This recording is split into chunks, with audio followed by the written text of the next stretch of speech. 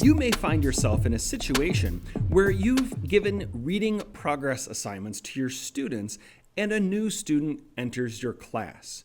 And you add them to that team or class in Microsoft Teams, as we've seen in a previous video, but they still can't see the materials. What's going on? Well, let's start off by diving into the specific team in Microsoft Teams. And if the assignment shows up on this landing page, you can click View Assignment.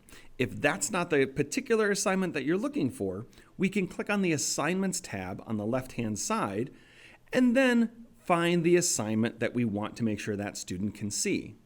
When we click on the assignment and then select the three dots to edit the assignment, we'll notice under the Assigned To area, it currently says don't assign to students added to this class in the future.